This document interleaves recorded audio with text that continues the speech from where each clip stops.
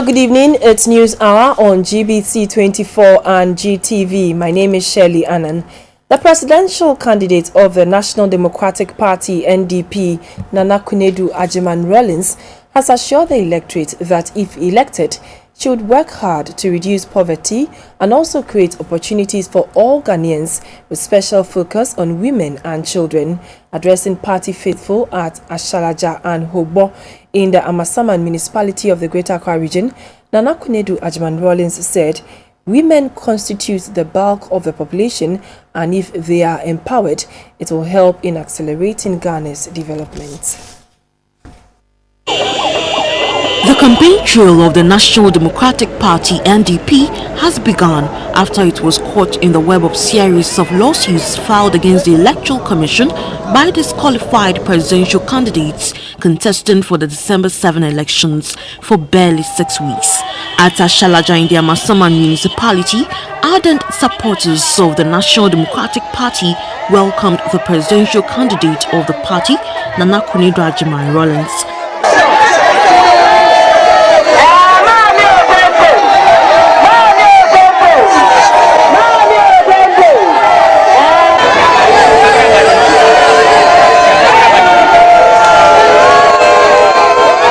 Reacting to concerns raised by residents over the unavailability of basic amenities like potable water, bad roads, among others, in Ashalaja, the National Communications Director of NDP, Mami Edusei, said among NDP's priorities is the need to create sustainable communities by ensuring that social infrastructure and other amenities are evident in every community.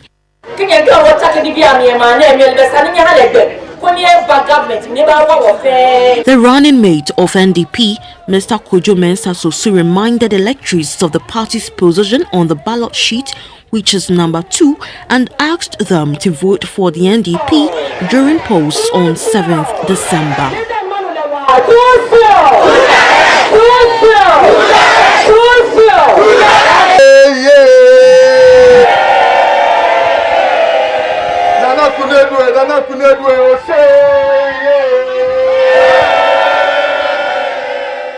Very, very good choice if you go for number 2.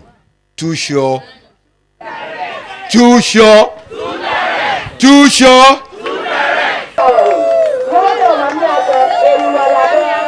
The presidential candidate of the National Democratic Party, Nana Kunedu Agyemang-Rawlings, said although Ghana is a great country, people are suppressed with weak and bad governance by the ruling party, hence the need for people to vote for the party in the upcoming elections.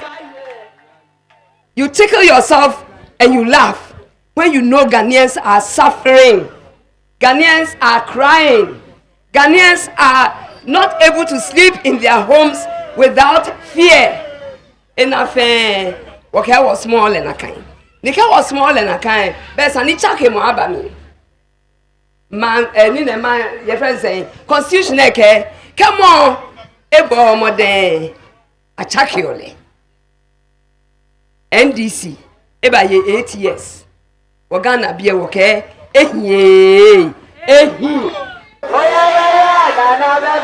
The campaign tour ended at Hobo near Amasaman. Market women in the area showed their support by chanting "Too Sure" as they welcomed the presidential candidate of NDP, Nana Kunedu Agyemang-Rawlings.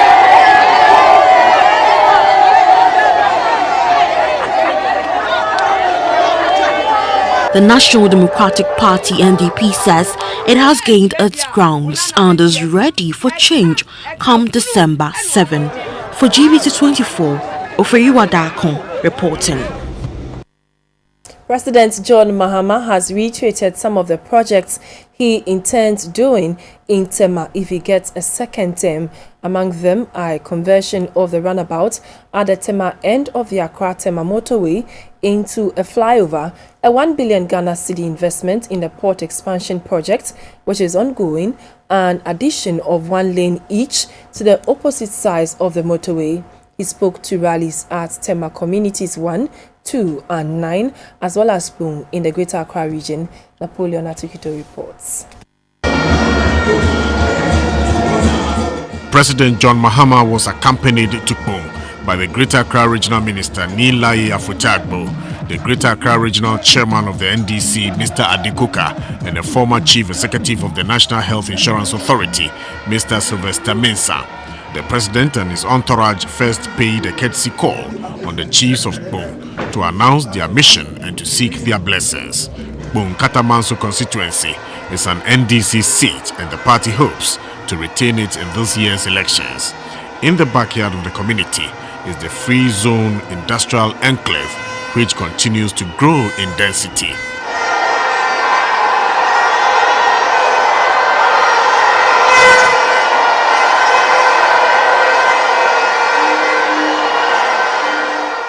Manchame wodomo mambi ana iwo yemlana esani abanabu manche ni oya party ko ame platform no afe campaign low t-shirt low fe ni bi ko be ni e kan party e pe ya shi manchame ke me fe wo fe wo ya gonti minji money NDC ameja ke ndomo ke ha NDC party ye shiki form me for presidential elections e wo minji John Dramani Mahama minji money acho John Dramani Mahama.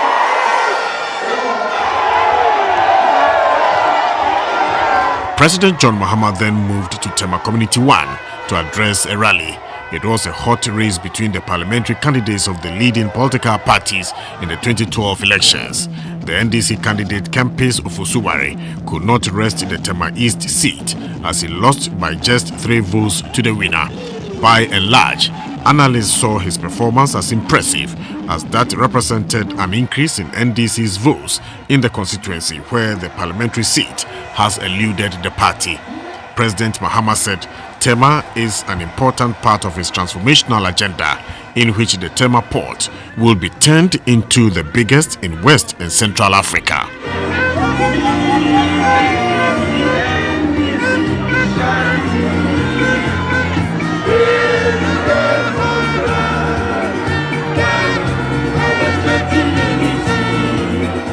He spoke about roads and other social amenities. Cars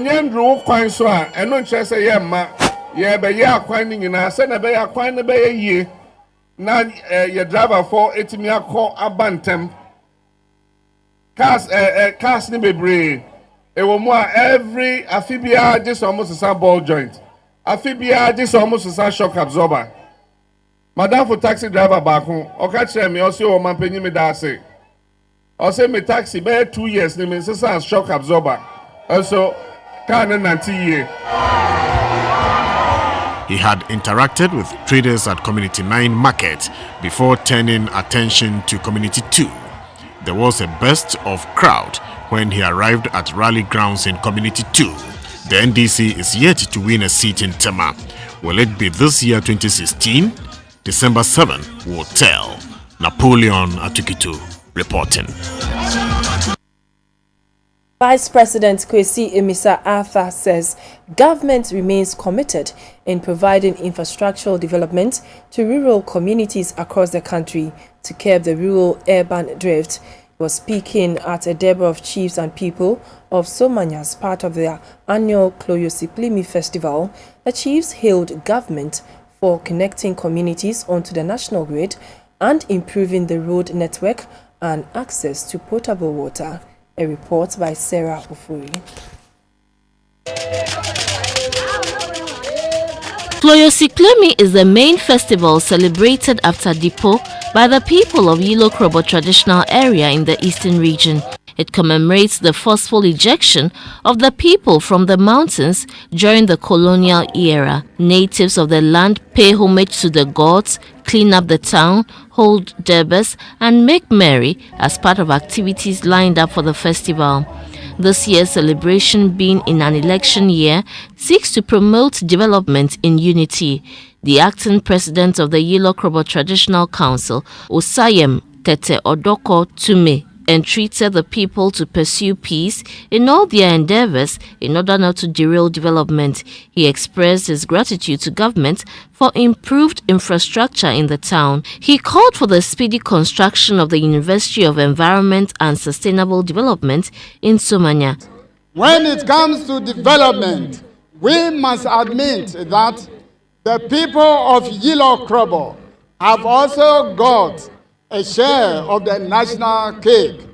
For example, between 2014 to 2016, some development projects have been added. For example, in terms of electricity, about 100 communities are benefiting from the rural electrification program. Roads, Somanya came Opelowe to Brigade Junction have been completed. Somanya roundabout to Salusi have been completed. The asphalt of the Trum, Somanya to Bom is ongoing. Water to the upper part of the municipality is continuing.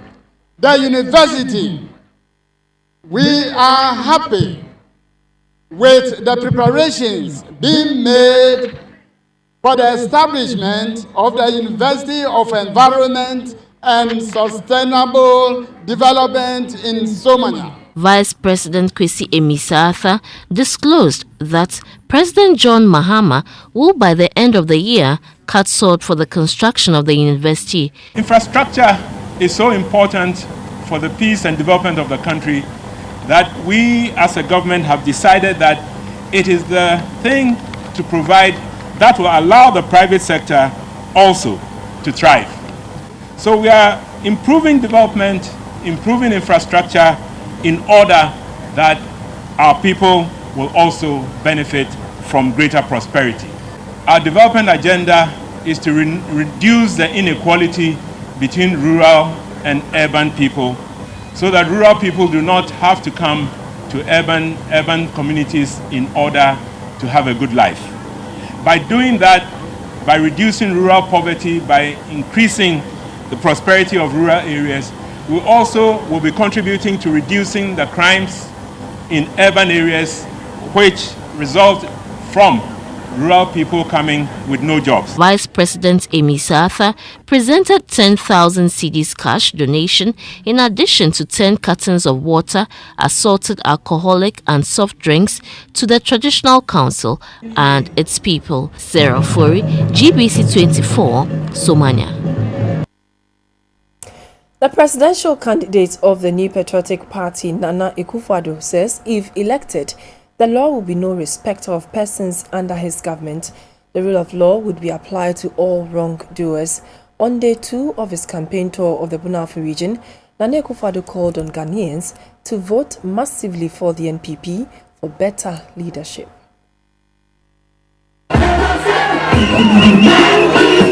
On his second day of campaigning in the Bunafu region, the NPP presidential candidate took his change agenda to the Isunafu North and South constituencies and the Sunyain Polytechnic. Nana Akufo-Addo and his team were received at the palace of the Paramount Chief of Sankore in the Asunafu South constituency. Mr. George Boateng of the NPP and the Bunafu Regional Minister, Mr. Eric Opoku, are vying for the parliamentary seats.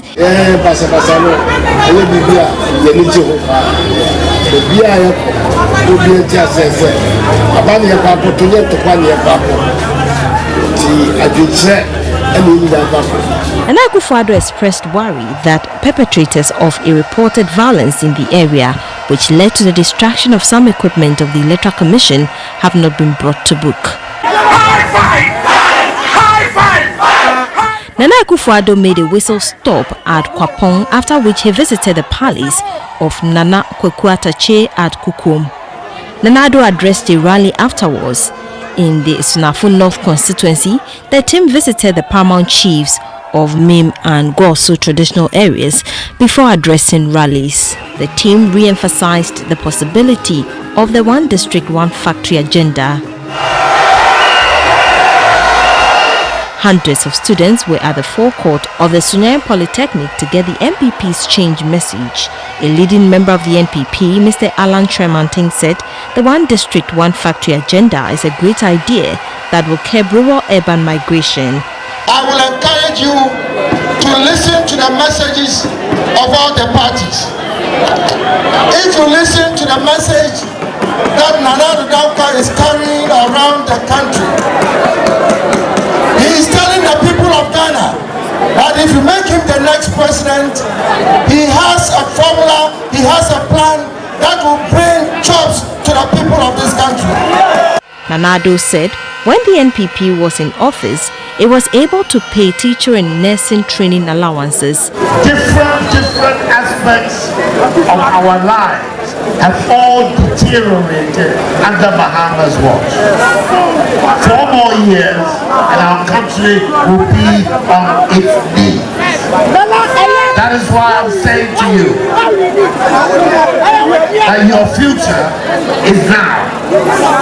The decision we take on the 7th of December will decide whether you have a bright future or whether you have a bleak future. The NPP promised to abolish payment of utility bills by students and also increase the number of students who benefit from the Students' Loan Scheme. Meanwhile, the New Patriotic Party has expressed displeasure over an attack by some NDC members on the residence of the NPP flag bearer, Nana Akufo-Addo.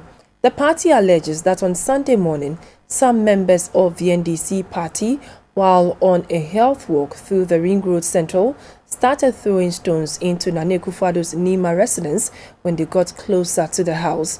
The acting General Secretary of the NPP, Mr. John Bwedu, is therefore calling on the leadership of the NDC to condemn the act. The NDC this morning embarked on a mass Keep Fit walk from La towards the Nima Highway and routes between the Nima Police Station and the residence of the New Patriotic Party flag bearer Nana Akufo-Addo. But eyewitnesses say the peaceful nature of the walk was nearly mad when they got close to the house of the NPP's flag bearer Nana Addo. The acting General Secretary of the NPP, Mr. John Bwedu, alleged that there was no provocation, but crowd started surging towards the house of Nana Addo, and that caused the security detail in his house to react. According to eyewitnesses, they started hurling insults at our flag bearer, but it didn't stop there. At around 7:30 a.m., the crowd continued massing up. Mrs. Rebecca Akufo-Addo, Addo's vehicle, got to the traffic light just 40 yards from the house when a gunshot was heard from the crowd. This time, the security men on guard realized the house was under attack. The crowd began surging towards the gate of the house in a clear attempt to enter. When they could not enter the house, the thugs decided to throw stones, block of bottles, and whatever they could get their hands on into the compound of the house. We call on the National Peace Council, the Christian Council, and all civil society organizations to let their voices be heard in condemnation of this violent act. He also expressed worry about the inability of the police to respond on time when the incident happened. It is also unfortunate that it took about an hour for the police reinforcement to arrive. We will, however, plead with the police to enhance the security provided to our leaders, including their homes. Meanwhile, the police, led by the regional commander, ACP Timothy Bonga Yosa, visited the house of Nana Addo to assess the situation. The Director of Public Affairs at the Ghana Police Service, Superintendent Cephas Arthur, said the police is investigating the matter and will ensure that such incident does not reoccur. It is early days yet to say anything about what really happened, how it was triggered, and exactly what took place in the course of the incidents. But I can assure you that before long, the police will find all the whats, all the whys, all the hows so that we can accordingly inform members of the public. The Vice President of the Pontifical Council on Peace and Justice in Africa, Most Reverend Gabriel Justice Anoche, has advised politicians in Ghana not to deceive the voters for political gains. He was speaking at a mass to climax the 50th anniversary celebration of the St. Peter's Parish at Isoyebua in Kumasi. The Golden Jubilee celebration was on the theme, The Role of the Parishioner. It was also used to dedicate the 600-seater church auditorium and its altar. The St. Peter's Parish at Esuboy held its first Mass on the 22nd of October 1966, when 12 members were baptized, with Reverend Father Leo Beckman as the first priest in charge. The Golden Jubilee Mass was the confirmation of 18 members into the Catholic faith, whilst many others, including the founding members, honored for their long and dedicated service. Among the early members of the church is a judge of the Court of Appeal, Sir Justice Dennis Ejei, who incidentally was among the many worshippers at the Golden Jubilee Mass. In a sermon, the Vice President of the Pontifical Council in Africa, Most Reverend Gabriel Justice Anoche, said he has already toured 21 of the African countries, including those which have gone to the polls in the last 4 years. According to him, even though public elections in some of the African countries are fraught with rigging and other malpractices, he prays Ghana does not go through that path. Politics without principle, without truthfulness, without sincerity is as good as nothing.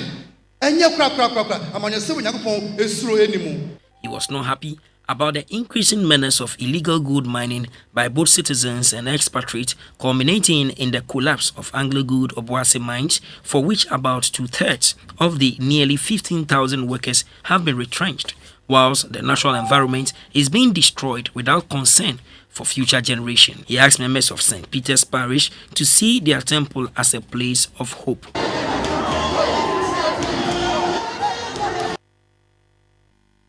The election of Donald Trump as U.S. President has given hope to some people across the world that the promotion of homosexuality, especially in the Western world, will take a nosedive. Donald Trump is against homosexuality and abortion. At a forum on homosexuality in Accra, a motivational speaker and pastor, Reverend Francis Nyakon, encouraged Africans especially to join forces against homosexuality. He says if care is not taken, the Western world will take away our dignity after having taken away our natural resources and our forefathers into slavery. Homosexuality is defined as a sexual behavior between members of the same sex or gender. In recent times, the practice is gaining momentum as it is being legalized in some Western countries. The End Time Assemblies of God Church held the forum to drum home the need to reject homosexuality in our society. The head pastor of the church, Reverend Francis Nyako, said he was inspired to write a book against the practice after women started marrying their fellow women and men marrying their fellow men in the Western world. This project came about when the West started endorsing this homosexuality and lesbianism. I heard a voice telling me they took away our natural resources. They took away our fathers into slavery. And now they want to take away our dignity. We are Ghanaians, we are Africa. This is foreign to us. A participant, Mr. Afelmoni, who is also the president of the Ghana Journalists Association, said natural marriage is between a male and a female. The author stresses that God instituted marriage as a form of worship, and we render absolute worship and reverence to God when we stick to his original blueprint for marriage. In the past week, the Supreme Court ruled that the Electoral Commission gave all the disqualified presidential aspirants the chance to correct mistakes on their nomination forms. Finally, 7 of the presidential aspirants qualified to be on the ballot. Across the world, the people of the United States elected Donald Trump as president to the shock of those outraged by his controversial utterances. We bring you slivers of those and many others within the week. You're still watching the news on GBC24. There's more to come. Please stay with us. Be careful about is that we must look for somebody who will continue to hold the party together. We mustn't go in for anybody who will divide us. So anybody who is always full of tension and fighting and that sort of thing, we have to be careful about. Mommy, who is this man? Is he a prophet? No, that's President Kufuor, the former president of Ghana. What he said is exactly what is happening in the NPP.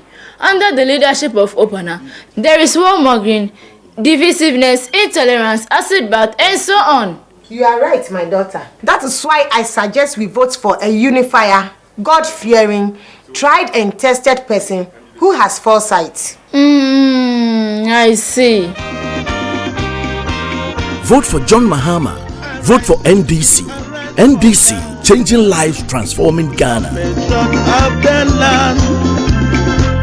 Now to sports. Ghana's dream of booking a place at the 2018 World Cup suffered a jolt when the Black Stars lost by 2-0 at the hands of the Pharaohs of Egypt. The game, which was played at the Berg EC Arab Stadium in Alexandria, was part of the second round of qualifying matches in Group E for the 2018 World Cup to be hosted by Russia. The Stars, who began the game on a bright note, dictated the first pace in the first half, wasting a number of opportunities in that game that came their way. The Pharaohs, who took their pressure early on, took the initiative to the Stars. One of such move led Harrison Affle to foul in the penalty box.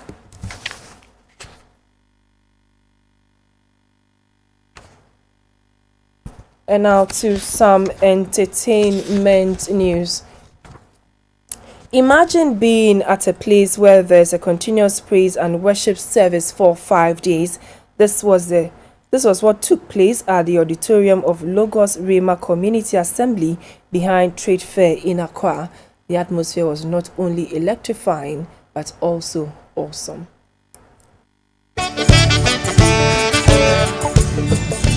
This is how the atmosphere was when the first ever 96-hour non-stop praise and service was held at the auditorium of the Lagos Rema Central Community Assembly behind the Trade Fair in Accra. Dubbed Worship from the Nations, several worship ministers from parts of the world joined hearts and minds together to honor their Maker.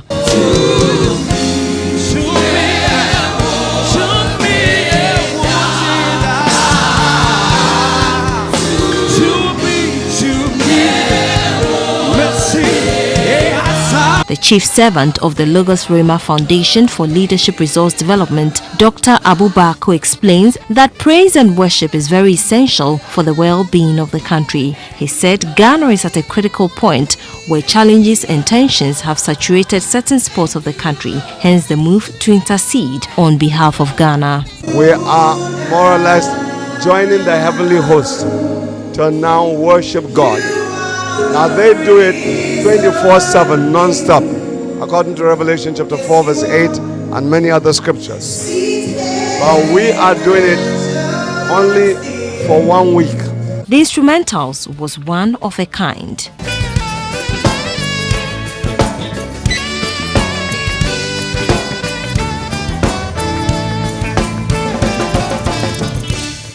Jerry Omole from Nigeria was the man on the sax for the event.